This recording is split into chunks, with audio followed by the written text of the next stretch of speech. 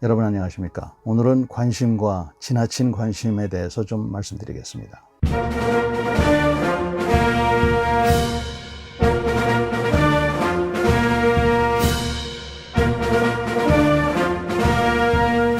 최근 군부대들은 부모님들에게 귀한 자식을 잘 보살핀다는 안심을 주기 위해서 많은 노력을 하고 있습니다. 특히 단톡방이나 밴드를 이용해서 용사들의 일상생활을 소개해 줌으로 해서 부모님들께서 안심하실 수 있도록 노력하고 있는 것으로 알고 있습니다. 사실은 제가 사단장 하던 2012년에도 저는 이와 같은 것을 굉장히 적극적으로 활용할 수 있도록 노력을 했었습니다. 그런데 그때도 이게 지나치면 부작용이 많을 거라고 알았기 때문에 지나친 부모님들의 그런 관심, 이것을 경계하면서 운영을 했습니다. 요즘 얘기를 들어보니까 이러한 밴드와 단톡방을 운영하는 데 있어서 지나친 부모님들의 관심이 있는 것이 사실인 것 같습니다. 어떤 어머니들은 일주일에 2번 내지 3번, 그것도 자식한테 전화하는 게 아니라 중대장이나 행정보호관한테 전화를 한다고 합니다.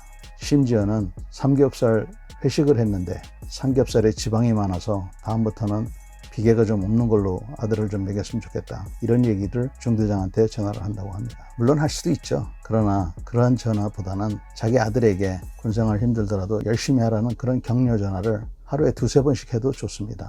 제 군 경험에 의하면 이와 같이 지나친 부모의 관심, 특히 어머니의 관심은 자식이 군복무하는데 전혀 도움이 되지 않습니다. 오히려 군복무를 하는 데 있어서 장애가 될 때도 많은 것이죠. 의지하는 자녀가 어떻게 나중에 어른으로서 성장을 하겠습니까? 군생활의 장점 중에 하나가 자기가 알아서 판단하고 자기가 알아서 어려운 문제를 극복하는 것인데, 맨날 엄마가 전화를 해서 간섭하고 또 자기 상관한테 전화를 하면 얼마나 창피하겠습니까? 또 창피하게 느끼지 않는다면 그것도 심각한 문제죠.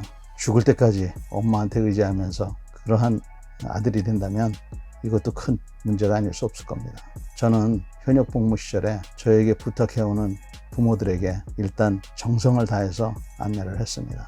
그러나 자주 전화하지 않도록 제가 부탁을 했습니다. 제가 심지어는 뭐라고 얘기했냐면, 부대에 자주 전화하면 재수없다. 또 실제로 저는 그런 걸 많이 봤고요. 그런 것보다는 하느님께 기도하고 이런 기회에 자식의 소중함, 또 부모님의 소중함을 서로 느낄 수 있는 그런 기회가 되는 것이 좋죠. 헬리콥터 맘들은 더 이상 그런 불명예스러운 얘기를 듣지 않으시길 바랍니다. 잘못하면 추락할 수 있으니까요.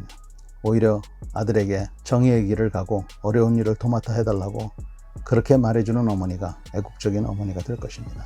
물론 부대에서도 부하들을 진정 자기 자식처럼 귀하게 여겨야 됩니다. 이제 더 이상 형식적인 말로만 하는 그런 위선적 지위는 통하지 않습니다. 내 자식이 귀하면 남의 자식은 더 귀하다는 그러한 생각으로 자기 부하들을 대해 주시기 바랍니다. 오늘도 경청해 주셔서 감사합니다.